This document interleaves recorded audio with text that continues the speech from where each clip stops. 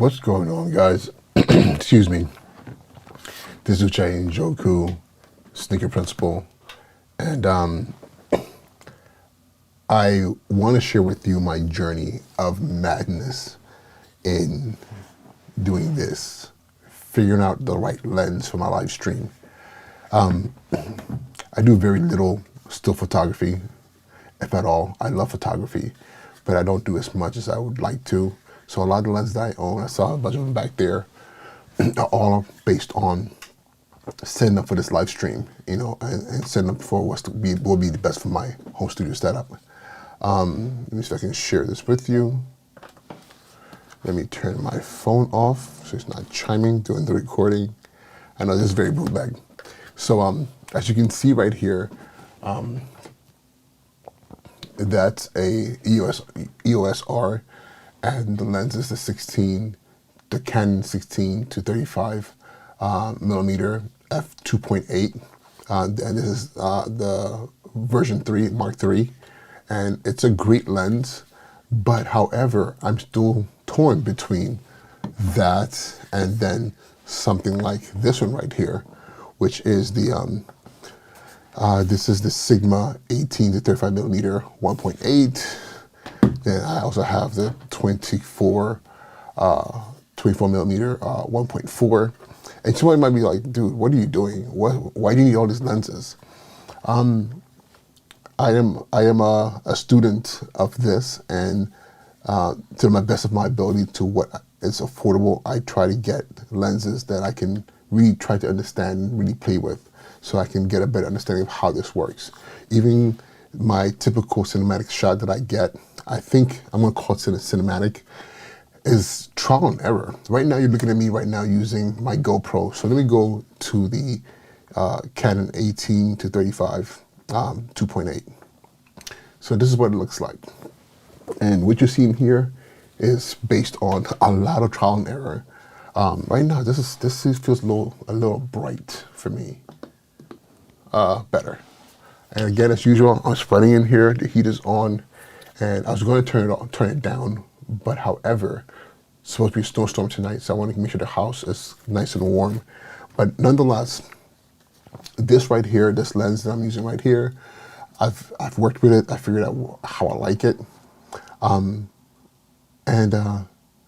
these other lenses I'm talking about, the 18 to 35 Sigma art lens, and the 24 millimeter Sigma art lens, which is a 1.4, are awesome. And what I want to do is, in future videos, show you those lenses and what they look like. But for this video, I really want to ask, or at least share with you what I discovered about something like this right here versus, which is about $2,200 for this lens right here, versus something like this, which is the Canon EFS 10 to 18 millimeter lens, which I think I bought this for like $200. It's a very small lens, very lightweight. It's an EFS lens, which means that it's a crop censored lens. So what it does when you put it on an APC, which is a crop censored camera, this functions more like a 20 to 36 millimeter lens, and it's a variable. I think it has a variable aperture of let me see if I can see what it is, 4.5 to 5.6 versus something like this is a 2.8, which means it takes in a lot more light, versus this one here that's a 1.8 that takes in way more light, and the 24 millimeter is 1.4. But I would say this: I've made some videos before I had this set up with this lens, and it worked out really, really well. The main key was lighting. I just had to have the right lighting. So what I want to do right now is show you what this looks like on a EOS R camera. Like some people consider this just like a trash lens, but I think this is an awesome lens. For the effect I'm trying to get, this might not be the best because I want to be able to get that depth of field, that little blur in the background. And this probably won't give me as much blur as I want, but I still think this lens could work, especially with the right lighting. So what I want to do real quick, for the sake of experimentation, I'm going to actually swap out the lens on the EOS R. Hopefully I don't break anything here. Oh, ooh, this is always stressful. because at the end of the day, it is a $2,200 lens that I'm using for streaming, and of course don't want that to be a $2,200 accident. I'll put that right over there. I'm gonna put in the this lens right here, and let's see what it looks like. And of course, mind you, it's going to be like nothing's set to it. I've made no adjustments, so what's going to happen is exactly what it looks like off the bat. So what I'm going to do is I'm going to show you what this lens looks like. And here we go. Maybe I can, let me see if I can get the, let me see, what am I playing with here? So because it's a 10 to 18, so technically what you're seeing here at the lowest end at 10 is really, what you're really seeing is a 20. So it's a very wide angle shot here. And let me try and see if I can get to what I like, which would be something more along this length right here. And of course it's variable lens, so variable aperture, so it's going to shift with the zoom of the lens. And then with this right here, again, I'm sweating.